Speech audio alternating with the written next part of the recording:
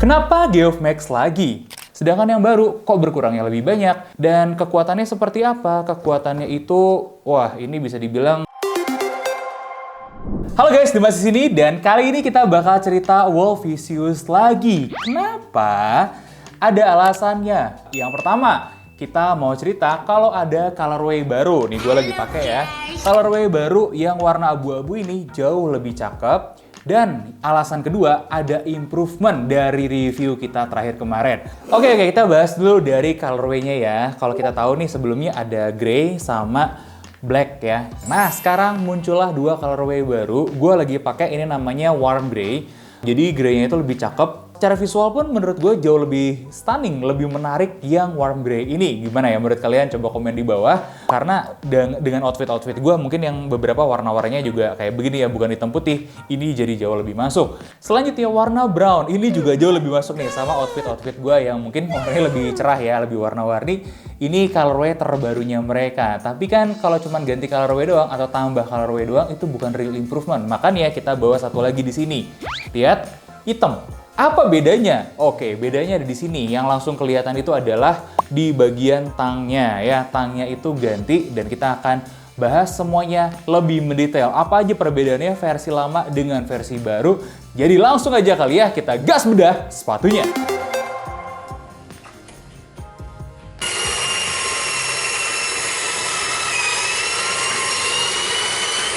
Dan ini dia Wolfisius versi terbaru.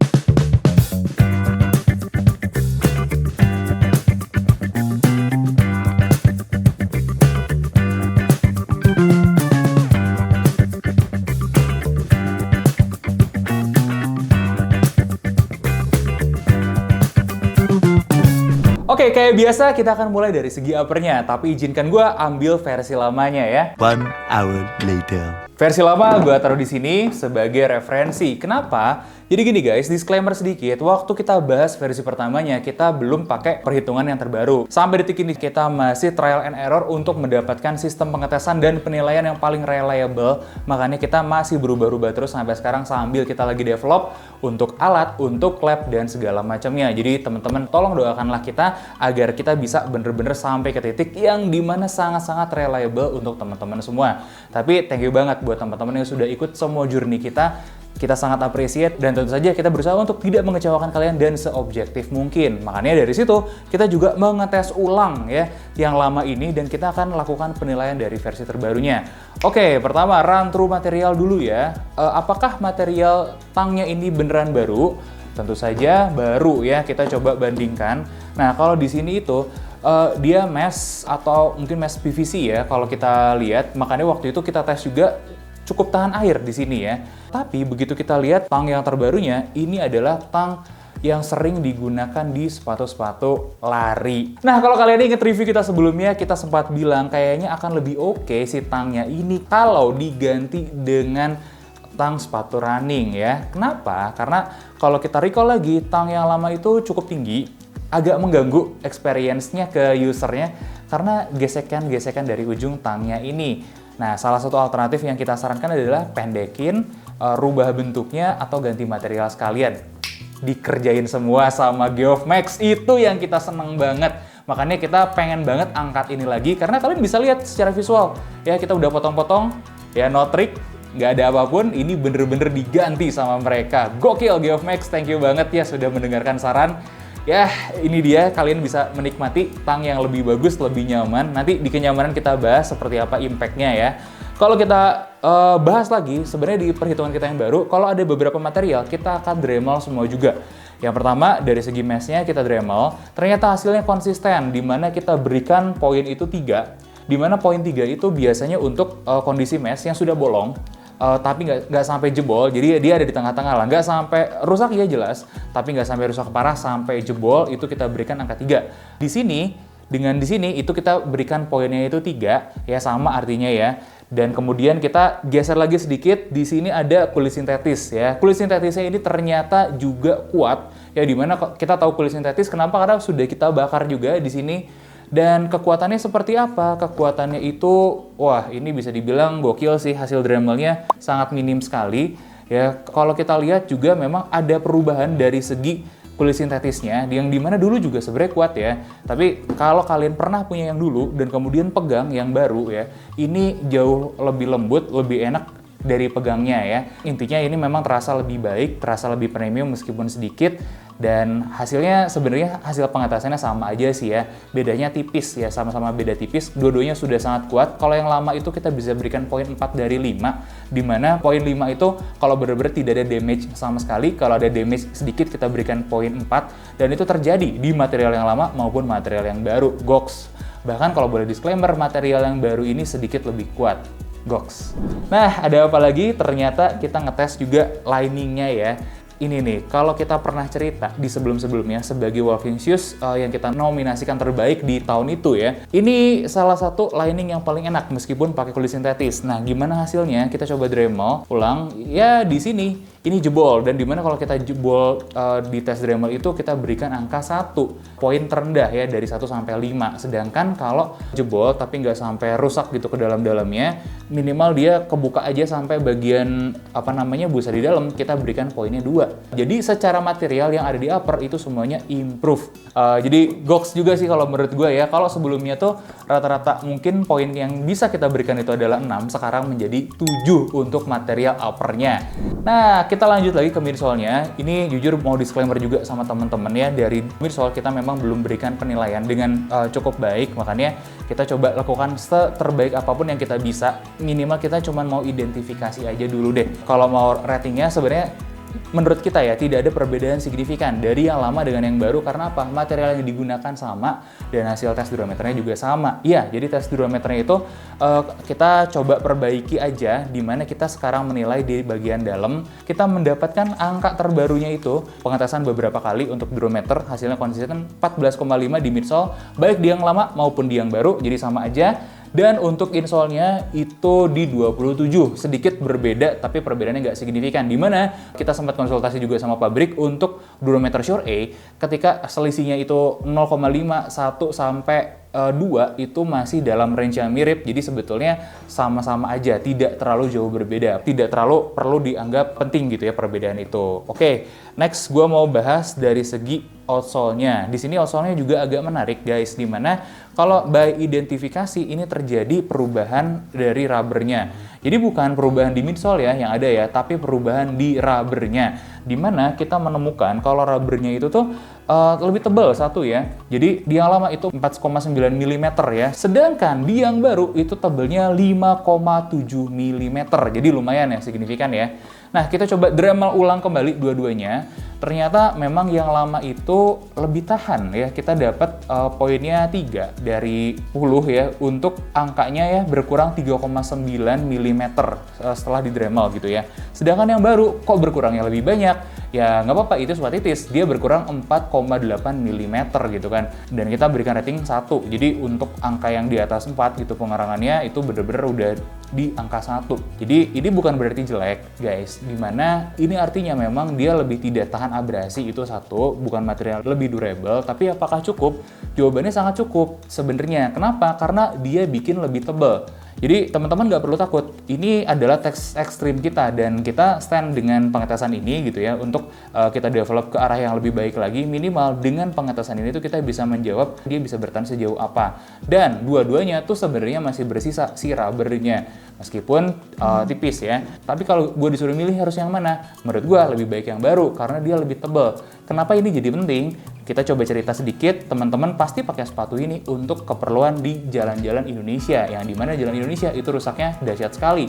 Maksudnya apa? Kita realistis aja lah ya, tahu gimana kondisi jalan di Indonesia, dan makin banyak gesekan dengan permukaan seperti itu, ya artinya makin banyak mengikis. Terlebih lagi kalau teman-teman itu harus pakai motor, ngerem pakai kaki itu terjadi, dan kebayang ya, kalian harus ngerem pakai kaki di kecepatan tinggi bergesekan dengan aspal. Nah itulah yang terjadi kenapa kita memutuskan mencoba tes-tes Dremel seperti ini. Dan apakah artinya dia akan habis gitu dalam setahun 2 tahun? Jujur enggak. Ini harusnya cukup bisa dipakai untuk harian. Toh sebenarnya dengan harga yang make sense segini, gue masih bisa berterima dengan kualitas si outsole-nya. Oke, kita berikan rating itu 1 dari 10, nggak apa-apa ya. Karena itulah it is what it is yang kita temukan seperti itu dengan sistem penilaian kita yang baru. Dan kita sangat open kok bagaimana caranya kita harus memperbaiki sistem penilaian ini dengan lebih baik lagi. Oke, kita lanjut ke konstruksinya. Nah, kalau ditanya apa yang kerasa sangat signifikan, itu sebenarnya pas kita potong-potong ya, bukan di bagian tangnya, tapi adalah di bagian konstruksinya. Mungkin kalian ingat teman-teman di sini juga masih ada ya. Ini kita bisa bongkar-bongkar lepas. Ada yang kalahnya material, tapi ada di beberapa titik yang memang dia lepas aja. Nah, gue sempat cerita juga apakah ada kesalahan di primer atau hardener atau seperti apa. Ternyata ini tidak terjadi lagi di yang baru dan ini menyenangkan loh. Kita coba bongkar-bongkar. Nah, ini untuk dibuka ya jauh lebih susah. Yang kalah adalah materialnya. Materialnya itu lebih kalah duluan daripada si lemnya. Dan ini gok sih, improvementnya sangat jauh sekali kekuatan lemnya. Kalau sebelumnya itu mungkin kita bisa berikan rating 6 dari 10 ya. Kita berikan sekarang ratingnya itu 8 dari 10. Sejauh itu lompatannya. Jadi sebenarnya gini teman-teman, ini juga yang jadi sebuah message menarik. Kalau kalian masih ada yang suka bilang, mendingan beli sepatu KW daripada sepatu dari brand Indonesia. Jawabannya enggak. Namanya sepatu KW, mungkin ada improvement, mungkin aja. Tapi siapa tahu, who knows, nggak reliable gitu, kualitasnya begitu-begitu aja. Sedangkan kalau kalian beli dari brand Indonesia, kebanyakan dari mereka itu R&D loh. Dan itu sudah terjadi di sepatu ini. Kita sudah menemukan hasil R&D-nya, tangnya diganti, lemnya diperbaiki. Dan ini kan artinya ketika kalian nanti mau repeat, atau orang yang belum pernah beli jadinya beli, kepuasan konsumen yang makin kesini itu makin meningkat. Artinya siapa yang untung? Ya kita juga nih sebagai konsumen. Setuju atau enggak? Coba ya komen di bawah ya. Ini gue mungkin bahas beberapa temuan-temuan yang menarik lagi. Ada yang improve lagi ternyata di sini. Jahitan-jahitan semuanya rapi. Ini konsisten terjadi juga. Jejak lem tidak ada. Semuanya itu bersih, bagus. Nah kemudian gue sempat bilang kenapa ya di logonya Geoff Max yang which is ini kan logo ya representatif diri mereka. Jahitannya ada yang sedikit nggak rapi. Tapi apakah terjadi di yang baru? Tidak, jahitannya sudah lebih rapih lagi. Ini menyenangkan loh. Kalau sepatunya dipakai, ini gue nggak bisa ngebandingin side by side ya, karena kita dapatnya size 42 untuk versi yang terbarunya, sedangkan yang kemarin kita potong size 44. Tapi nggak apa-apa ya, gue mau kasih tahu sama kalian, untuk sepatunya tetap ringan. Dimana kalau sebelumnya itu di size 44, 286,5 gram, sedangkan di yang baru 263,2 gram untuk size 42. Nah, itu juga jadi hal menarik guys, dimana sizingnya itu agak berubah sedikit. Sentiannya pertama ya, kalau sebelumnya size 28,5 itu adalah 44, sekarang 28 itu adalah 42. Jadi ini dipanjangin. Nah, ini berkaitan juga dengan ceritaan-ceritaan kita di review kemarin, memang agak nabrak nih kaki di sepatu ini. Kenapa? Karena selain panjangnya juga, taperingnya dia sangat agresif. Oke, balik dulu ke panjangnya. Nah, ini soal panjang juga jadi lebih menarik nih.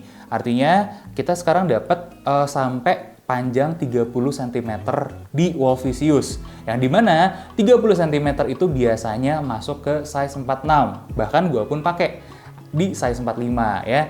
Plusnya ya, akhirnya gue punya ukuran di Geoff Max ini, gue bisa masuk, itu satu. Karena dari segi desain ini kan memang cakep banget, gue juga pengen gitu pakai kan. Nah, tapi saya nggak pernah dapet karena dulu mentok sampai 44. Sekarang kalian wahai kaum-kaum pemakai 45, 46 sudah ada alternatifnya buat kalian. Tapi masih tetap berlaku ya guys ya, kalau bisa upsize ya upsize aja. Kenapa? Balik ke yang tadi, soal toe box-nya yang agresif ini. Jadi toe box-nya terutama di bagian ball dulu ya, itu udah dilebarin dan lebih baik lah intinya.